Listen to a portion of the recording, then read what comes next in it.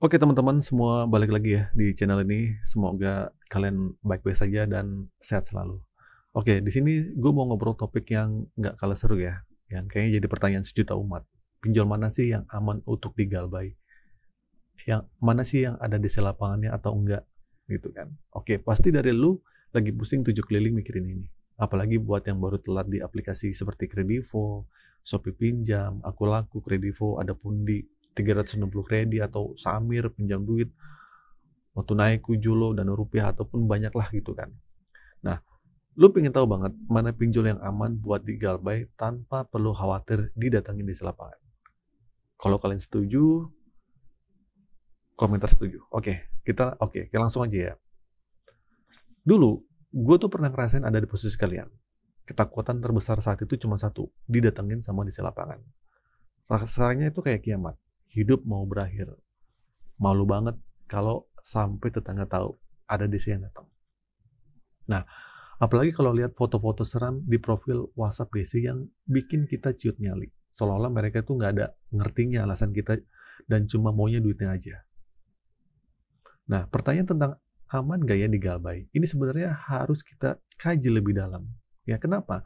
Karena ada dua tipe orang yang berakhir gagal bayar. Nah, yang pertama itu nggak mampu bayar. Nah, ini yang paling sering terjadi. Mungkin lo baru di PHK, resign dari kerjaan, usaha bangkrut, pemasukan seret. Ya, intinya kondisi ekonomi lo tuh lagi mepet dan memang nggak ada uang buat bayar. Dan lo udah berusaha cari sana-sini, ke pinjaman teman, tetangga, nggak ada sana-sini, tapi tetap buntu. Itu namanya nggak mampu. Nah, yang kedua, nggak mau bayar. Nah, ini beda lagi. Ada orang yang sebenarnya punya uang, tapi sengaja nggak mau bayar. Ya, ikut gerakan galbay.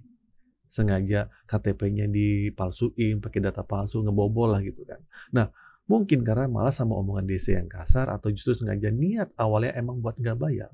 Bahkan ada juga yang gabung spesialis ya gerakan galbay atau spesialis perampok online lah, dengan dalih bisa melunasi utang dengan cara galbay di tempat lain. Ya, mereka ini bahkan punya kontak palsu biar nggak ada ketahuan. Ya, ini namanya nggak mau bayar. Nah, lu tuh ada di posisi mana sekarang? Coba deh jujur. Jujur sama diri sendiri. Tulis di kolom komentar. Nggak mampu bayar atau nggak mau bayar. Fokus pada fakta, bukan ketakutan. Nah, kalau kita bicara soal yang nggak mau bayar, pertanyaan pinjol mana yang aman digalbay itu sebenarnya jadi kurang relevan. Kenapa? Karena mau pinjolnya aman atau enggak, kalau memang duit lu nggak ada, ujung-ujungnya pasti gagal bayar juga. Lu nggak perlu lagi pusing mikirin aman atau enggak, ada DC-nya atau enggak. Fokusnya seharusnya bukan di situ. Yang harus lu lakuin adalah mencari support eksternal, misalnya dengan nonton video edukasi kayak gini atau cari informasi yang benar, maupun support internal, berdiskusi dan bercerita sama orang terdekat seperti keluarga atau pasangan. Nah, dua-duanya itu penting biar lu nggak merasa sendirian. Kalau lu terus-terusan nyibukin diri mikirin aman atau enggak, kapan lu bisa pulih? Kapan lu bisa bergerak? Lu cuma akan diam di rumah, takut keluar, takut beraktivitas. Ini yang bikin rugi besar. Lu jadi terjebak dalam pikiran lu sendiri. Padahal urusan aman atau tidak, itu cuma ada di kepala kita. Efek dari kondisi ekonomi yang lagi sulit ini. Nah, jadi jangan sampai ketakutan berlebihan ini mendorong lu melakukan hal-hal yang justru merugikan. Kayak gali lubang tutup lubang, bahkan tindakan melanggar hukum. Banyak kasus terjadi karena panik dan tanpa pikir panjang. Ingat ya, pinjol itu nggak sembarangan nurunin di lapangan. Banyak banget pertimbangan yang mereka pikirkan. Coba deh bayangin, kalau DC turunin ke lapangan, terus terjadi kontak fisik, siapa yang mau tanggung jawab? Kasusnya bisa viral, dan pinjol bakal dipanggil klarifikasi. Bahkan izinnya bisa dicabut. Ini bukan perkara gampang ya, kalau memang mereka bisa nurunin semua DC, harusnya mereka nggak perlu lagi pakai deskol, yang cuma neror lewat telepon atau WhatsApp. Selama masih ada teror cacian dan makian, itu justru tanda kalau mereka nggak akan datengin lu.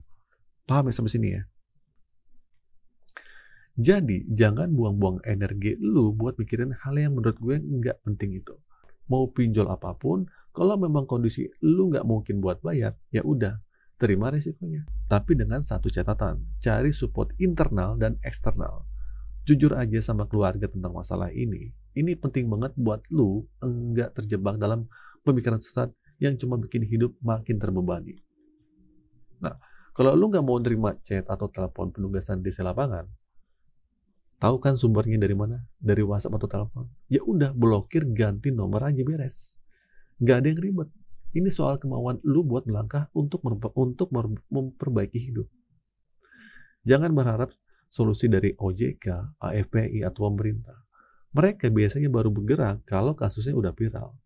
Mirip sama kasus tambang ilegal. Kalau nggak viral ya dibiarin aja. Ya lu kan udah lama jadi orang Indonesia, jadi harusnya paham ya karakter ini gitu kan. Nah, uang yang lu pinjam itu nggak sepenuhnya salah. Ada timbal balik. Salah pinjol karena mencairkan. Salah lu karena meminjam. Ketika dia nagih, itu bukan duit bapaknya. Ngapain kita harus dengerin omongan mereka? Mereka cuma karyawan yang lagi kerja. Yang penting, lu melangkah maju, perbaiki hidup, kumpulin uang. Kalau uang sudah terkumpul, baru deh negosiasi. Ya nggak?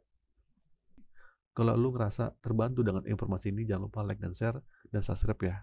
Akhir kata dari saya, Assalamualaikum warahmatullahi wabarakatuh.